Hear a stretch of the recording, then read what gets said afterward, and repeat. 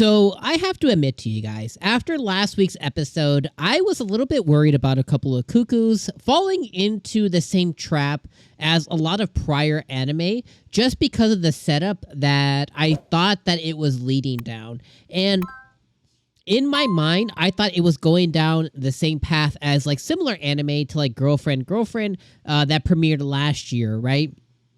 But I can safely say now that after watching episode number 3, that I think it is, in a sense, still kind of going down a similar path, but they're on two different spectrums of the anime world, essentially. But they encompass the same part, but they're in different parts, if that makes sense. So I was really excited after completing episode 3 for two main things. One, I like that this episode felt short. The second thing I like is I like that it didn't immediately make Nagi like a very irresistible character. I like that there is some resistance and some attraction there from two different levels. So the first thing that I'll talk about is the attraction. I like that even though that we have Erika and we have Nagi being forced to live together, right? They're forced to live together for 2 weeks because of their parents, both sides of the coin from that.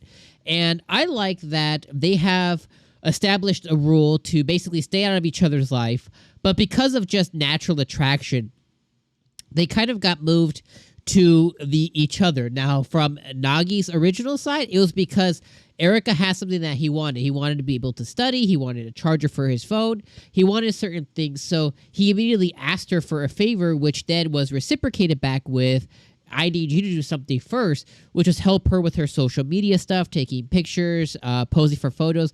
And basically, I took up his whole entire day from doing that.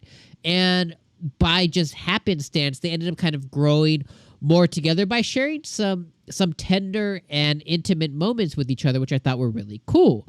The second thing is, as they were kind of like progressing, then they decided that, okay, well, Nagi was like, okay, I'm going to make food, and I think it's better that we just eat together. So immediately breaking down that barrier, which was initially put up, that wall that was initially put up to stay out of each other's stuff. Then obviously Nagi ends up getting a cold. Erika's like, I just want to play doctor. She definitely wanted just to play doctor, and she wanted maybe to take some photos and stuff. But then obviously she took care of him, and she saw on how much effort Nagi puts into what he does on a daily basis, which is study and try to be something that, you know, he inherently isn't, which is number one. And she was able to commemorate and basically acknowledge all the effort that he's put in. And he was able to remember that nobody has done that before. So Sachi before, you know, hasn't done that. His mother hasn't done that. So he was able to get something from her that he hadn't gotten before, which was extremely important. So that attraction level was definitely there. Secondarily, the detraction or the irresistibleness isn't there, which is a good thing, right? In anime like Girlfriend, they set up the MC to essentially be like this irresistible magnet, everybody be magnetized to him. Well, in this sense, that wasn't necessarily the case, because his main goal right now was to be number one, and his goal to be number one is so that he can attract, or he can confess, or be confessed to by HIRO, which we thought may have happened because she left him a love letter, or a letter to meet on the roof. And it ended up being that she, after he won number one, that she wasn't overly attracted to him. She wanted to talk to him to say, hey, I'm going to beat your ass next time. Like, I'm going to whoop that thing. I'm going to get number one. I'm going to be number one in everything. You're lucky some things in life happened because, you know, blah, blah, blah. So I like that there was some competitiveness there. And I like that it didn't make him into this MC that was this irresistible magnet. Instead, it made him into somebody who's now competing with someone else that he wants, that he's attracted to. And it's going to make for a better story, I think, overall. The last thing that I want to hit on is just kind of have a conversation with you, is just one of my fascinations, or one of my confusions, or one thing that I've always wondered about Japan is Japan always depicts that there's like this popular person, whether it's female or male or otherwise, that there's a popular person in school, and that like everybody in school idolizes them, floods to them. And remembering high school for myself, like although you could say that there was popular people and there was people that were more widely known, and I would say, if you're one of those people, basically it just means that the scope that you know people and the scope that people know you is just wider, right? So depending on what you are, who you are, whatever. And I always find it fascinating when anime depicts a character like HIRO, that like people are basically like trying to line up for her autographs, be her friends, eat with her, give her free food, give her free stuff, like she's an idol or something.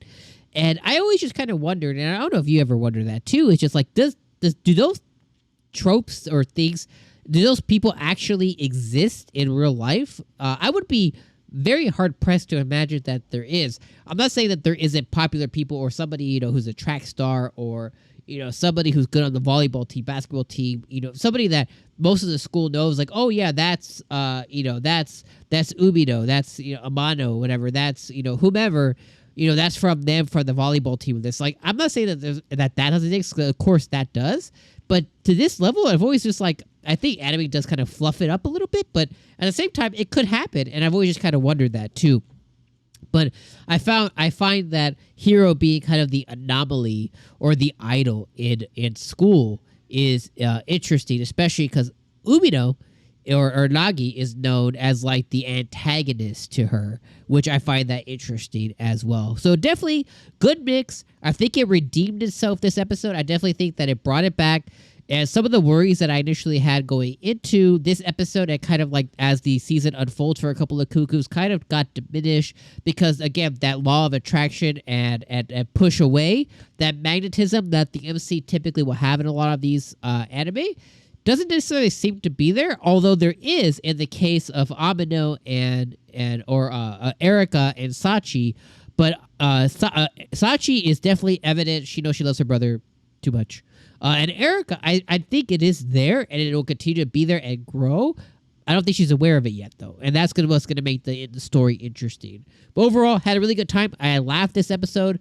I had a really good time watching. I had a dumb smile on my face, and those are all things, as well as this episode feeling pretty short. Those are all signs of this episode being super duper solid. So let me know what you guys think about this episode down in the comments below. As always, I appreciate you guys being here for another week of a couple of Cuckoos. I'll see you guys next Saturday for episode number 4, and I hope to chat with you guys in the comments. So I'll see you guys next week.